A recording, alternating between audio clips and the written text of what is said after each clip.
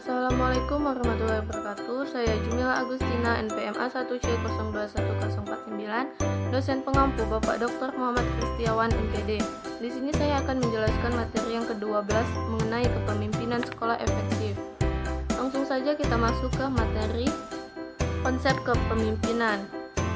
Menurut kepemimpinan berasal dari kata dasar pimpin yang berarti bimbing atau tuntun. Dari kata pimpin lahirlah kata kerja memimpin yang artinya membimbing atau menuntun, dari menuntun dan benda. Pemimpin yaitu orang yang berfungsi memimpin atau membimbing atau menuntun.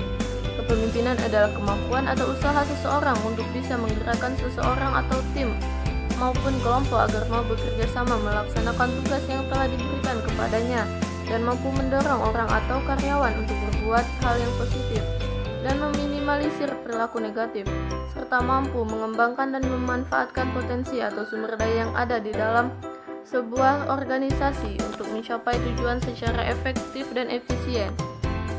Unsur-unsur di dalam kepemimpinan itu adalah pemimpin yang dipimpin, adanya proses mempengaruhi, adanya tujuan yang ingin dicapai. Menurut Said 2010, unsur-unsur di dalam kepemimpinan adalah sebagai berikut: proses memberi arahan, memberi motivasi, mampu untuk menciptakan rasa percaya diri, mempengaruhi dan menggerakkan.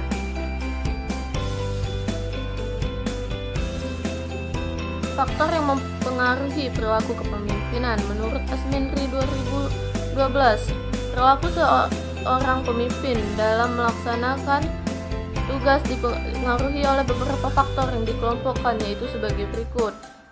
Yang pertama, faktor internal merupakan faktor yang berasal dari dalam diri pemimpin itu sendiri. Kedua, faktor yang berasal dari kelompok yang dipimpin. Tiga, faktor lembaga yang dipimpin. Empat, faktor-faktor legal. Lima, faktor lingkungan sosial. Dan enam, faktor perubahan dan pembaharuan dalam teori dan bidang pembaharuan atau bidang pendidikan seperti perubahan kurikulum, kemajuan iptek. Kemudian ada teori kepemimpinan. Teori-teori kepemimpinan menurut Said 2010 adalah sebagai berikut. Yang pertama, teori orang terkemuka menurut Great Man Theory.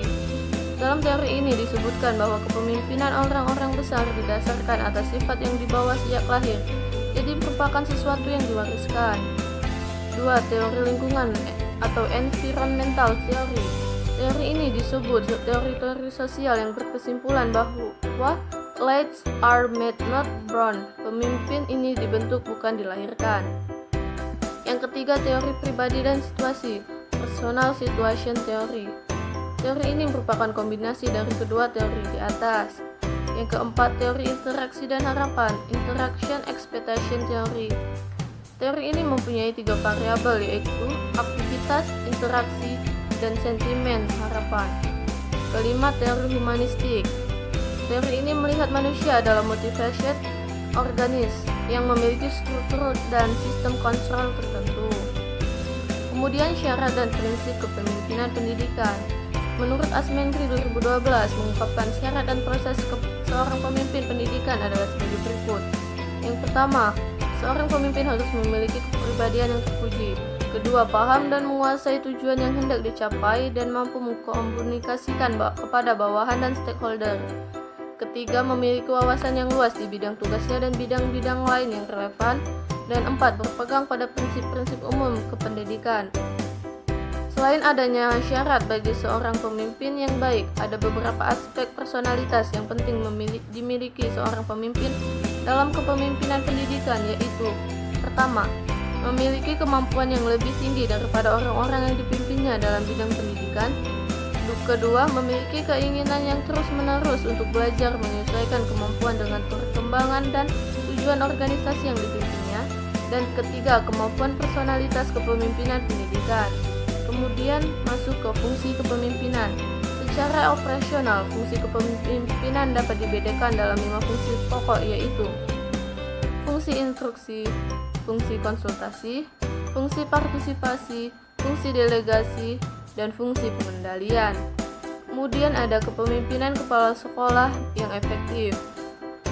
Menurut Black dan Mouton 1964, dalam memimpin sebuah organisasi diperlukan beberapa elemen yang dapat mengantarkan sebuah kepemimpinan yang efektif, yaitu initiative, inquiry, advocacy, conflict solving, decision making, dan strategy. Kemudian ada kunci sukses kepemimpinan. Menurut Mulyasa 2013 ada 10 kunci sukses kepemimpinan kepala sekolah, yaitu mencakup 1. Visi dan misi yang utuh, 2. Tanggung jawab, 3. Keteladanan, 4. Memberdayakan staf, 5. Mendengarkan orang lain, 6. Memberikan layanan prima, 7. Mengembangkan orang, 8. Memberdayakan sekolah, 9. Fokus pada peserta didik, dan 10. Manajemen yang mengutamakan praktik. Kemudian gaya kepemimpinan. Menurut Asmenri 2012 ada 4 gaya kepemimpinan, yaitu sebagai berikut. Yang pertama, tipe otoriter, kedua demokratis, ketiga kendali bebas laissez-faire, 4 tipe pseudo demokratis. Kemudian itulah yang dapat saya jelaskan mengenai materi kepemimpinan sekolah yang efektif. Semoga apa yang saya jelaskan bisa bermanfaat untuk semua orang. Sekian, terima kasih. Saya akhiri, wabillahi taufiq wal hidayah. Wassalamualaikum warahmatullahi wabarakatuh.